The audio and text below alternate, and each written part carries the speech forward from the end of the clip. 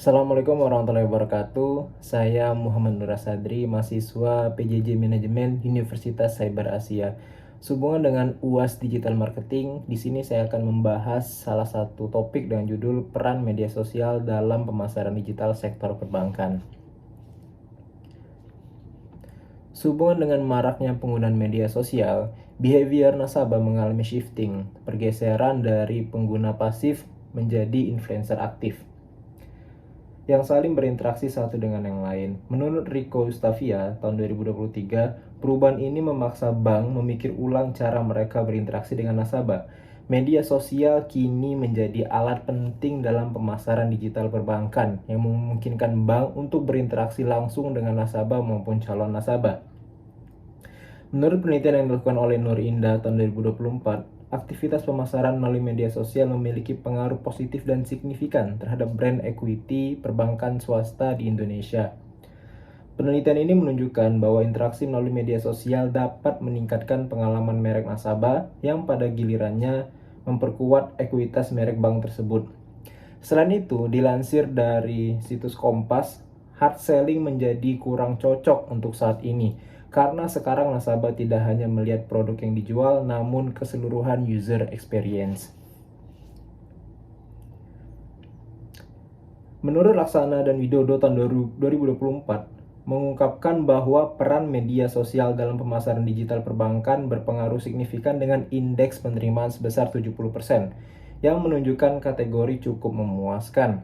Hal ini menunjukkan bahwa meskipun terdapat tantangan, penggunaan media sosial dalam pemasaran digital perbankan telah diterima dengan baik oleh nasabah. Namun, tantangan seperti kepatuhan terhadap regulasi perbankan dan privasi data tetap menjadi perhatian utama.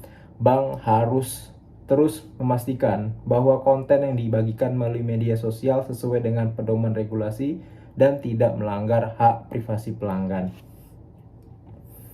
Selanjutnya adalah analisis berdasarkan konsep digital marketing yang berkaitan dengan media sosial di sektor perbankan. Yang pertama adalah customer journey. Media sosial memengaruhi setiap tahapan perjalanan pelanggan. Pada tahap awareness, konten edukatif dan informatif yang dibagikan oleh bank dapat menarik perhatian calon nasabah. Pada tahap consideration, interaksi melalui komentar atau pesan langsung memungkinkan bank menjawab pertanyaan dan membangun kepercayaan. Pada tahap decision, testimoni dari nasabah lain atau ulasan positif dapat mendorong keputusan untuk menggunakan layanan bank tersebut. Kemudian yang kedua adalah digital funnel, yaitu metode pemasaran untuk meningkatkan traffic, yang mana media sosial berperan dalam mengarahkan nasabah melalui tahapan tersebut.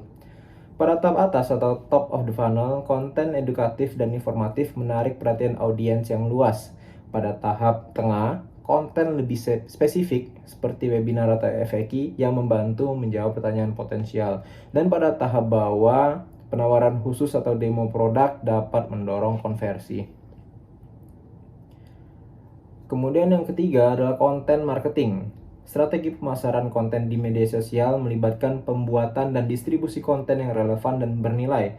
Salah satu contohnya seperti dilansir dari Detik Finance, Bank BNI menggunakan pendekatan S3 marketing, yaitu sosial media, social movement, dan social engagement untuk mengedukasi nasabah melalui konten yang menarik dan interaktif.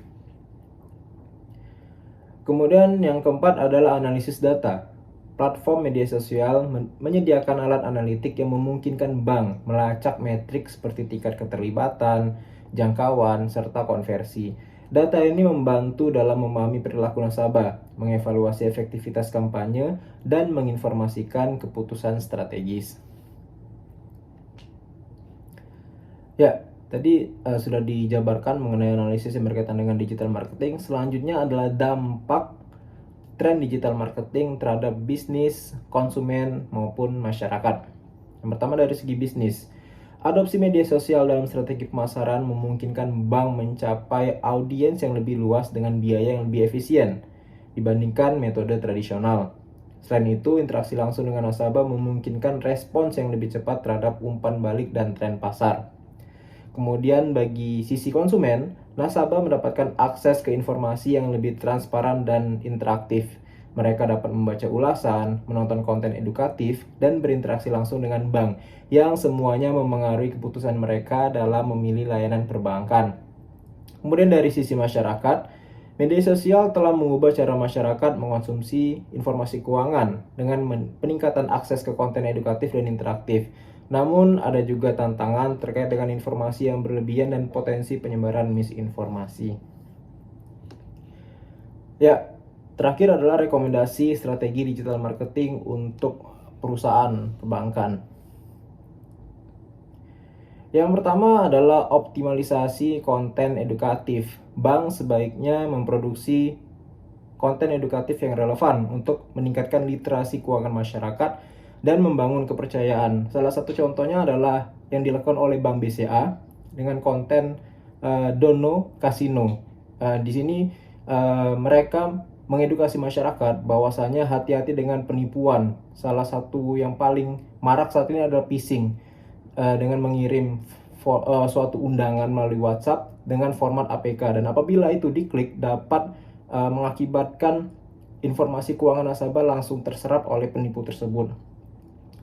Kemudian rekomendasi yang kedua adalah kemitraan dengan influencer.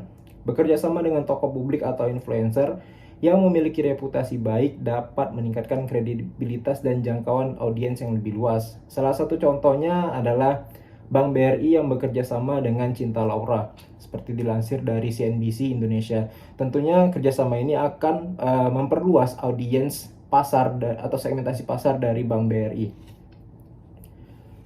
Kemudian rekomendasi ketiga adalah penggunaan hashtag yang relevan. Manfaatkan hashtag populer dan relevan untuk meningkatkan visibilitas konten dan menjangkau audiens yang lebih luas. Contohnya adalah yang dilakukan oleh Bank Mandiri dengan menggunakan hashtag Mandiri Promo untuk memberikan promo-promo menarik kepada para nasabah mereka. Kemudian rekomendasi yang keempat adalah interaksi aktif dengan audiens. Tanggapi komentar, pertanyaan, umpan balik dengan cepat untuk membangun hubungan yang kuat dengan nasabah dan meningkatkan loyalitas merek. Kemudian rekomendasi terakhir adalah analisis dan penyesuaian strategi, di mana gunakan alat analitik untuk memantau kinerja konten dan kampanye, lalu sesuaikan strategi berdasarkan data yang diperoleh untuk memastikan efektivitas yang berkelanjutan. Dengan menerapkan strategi-strategi berdasarkan rekomendasi tersebut, bank dapat memanfaatkan potensi penuh media sosial untuk meningkatkan efektivitas pemasaran digital mereka.